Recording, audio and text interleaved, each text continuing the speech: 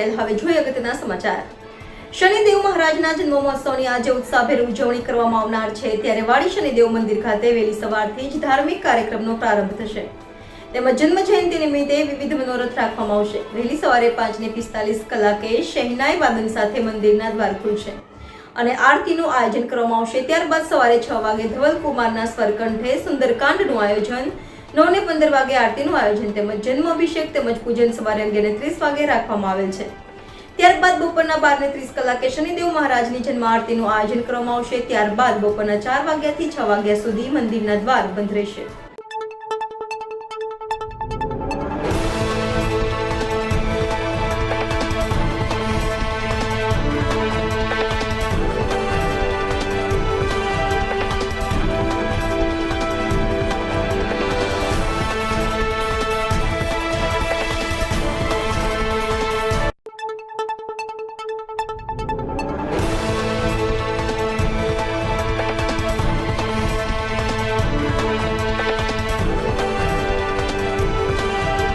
દેવતા શનિ મહારાજજીની આજે જન્મ જયંતિનો શુભ પ્રસંગ છે।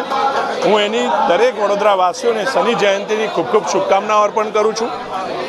જીવનમાં શનિ મહારાજની પનોતીના સ્વરૂપમાં શનિ મહારાજ જીવનમાં આવતા હોય છે, પછી એ નાની હોય કે મોટી હોય, 7.5 હોય કે 2.5 વર્ષની હોય, તમે ન્યાય કરતા હોય છે।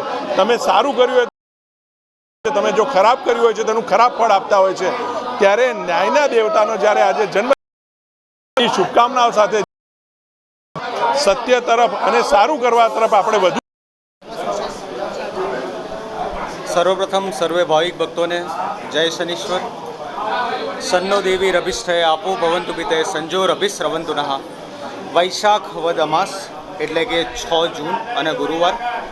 આજના દિવસમાં વર્ષમાં આમ તો 12 થી 13 અમાસ હોય છે, પણ આજની અમાસનું અત્યંત લાભદાયક ફળ આપનારી અમાસ છે, કારણ કે આજે શનિશ્ચર જયંતિ છે।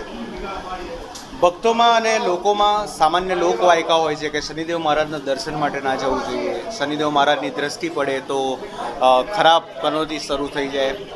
વાસ્તવિકમાં શનિદેવ મહારાજની દ્રષ્ટિ સાથે સંબંધ છે। જે વિગ્રહમાં શનિદેવ ભગવાનની દ્રષ્ટિ સીધી પડતી હોય ત્યાં દર્શન કરવા કષ્ટદાયક હોય છે। પણ વાત કરીએ સંસ્કારી નગરી અને કલાની નગરી વડોદરા, એમાં હૃદય કહેવાતા વાડી વિસ્તારમાં સ્થિત લગભગ 260 વર્ષથી પણ વધારે પૌરાણિક આ શનિદેવ મહારાજનું મંદિર।